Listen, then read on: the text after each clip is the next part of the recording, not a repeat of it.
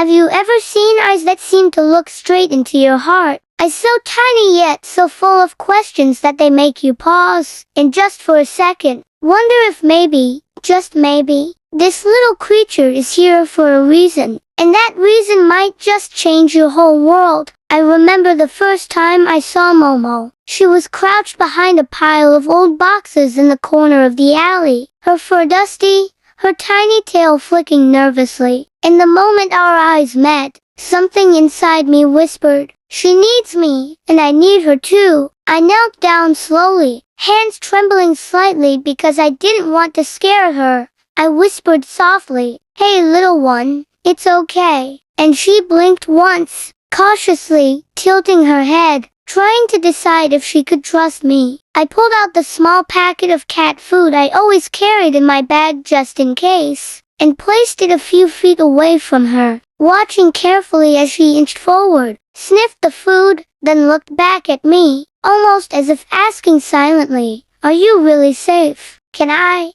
trust you?" I sat there for almost half an hour, barely moving, talking to her in low, soothing tones, telling her stories of how I had always loved animals, how I had dreamed of taking care of a cat someday. And slowly, inch by inch, Momo crept closer, finally daring to nibble at the food, and when she did, my heart felt like it had doubled in size. That was the beginning, the moment when two lonely hearts found each other in the chaos of the city, the start of countless days filled with tiny victories and lessons, the beginning of real care, not just feeding, not just shelter, but love, patience, and understanding. The first night I brought her home was a mix of excitement and worry. I prepared a small corner with a soft blanket, a warm water bowl, and a tiny litter tray. Momo explored cautiously, sniffing everything, brushing against the corners, trying to mark this new space as hers, while I watched silently,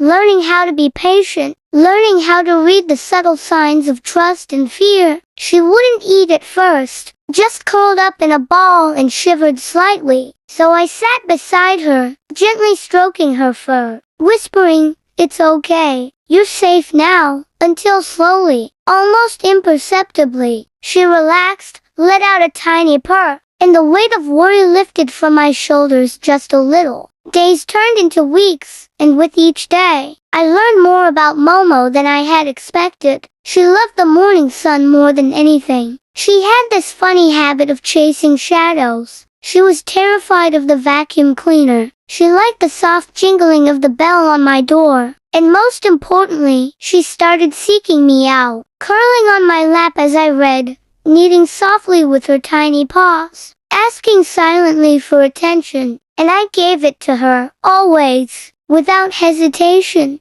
I realized caring for a cat isn't just about food and shelter. It's about learning to communicate without words, to understand when she wanted space, when she wanted affection, when she was curious, when she was anxious. It's about patience, consistency, and unconditional love. And slowly, I began noticing changes in myself. I became calmer, more aware, more present in each moment because Momo depended on me, and in return, I depended on her. One morning, she surprised me by jumping onto the windowsill, staring outside intently. I walked closer, curious, and noticed a small bird hopping on the balcony. Momo's tail flicked rapidly, eyes wide, excitement mixed with instinct. I spoke softly, "No, we don't chase." But I also didn't scold her, because learning is part of care, and so I watched her, letting her curiosity bloom safely. The next challenge came when she got her first bath, a tiny, hesitant creature in a tub full of lukewarm water. I talked to her the whole time, explaining in my silly human way, "This water isn't scary, it's your friend." She protested initially, claws scratching lightly at my hands, ears flattened, eyes wide, but I persisted, slowly washing her fur, making sure the experience was as comforting as possible. And when it was over, she shook herself, wet fur flying everywhere. then gave me that tiny look, almost like, okay, maybe you're not so bad after all. And my heart laughed out loud. Momo's feeding schedule became a ritual. Morning and night,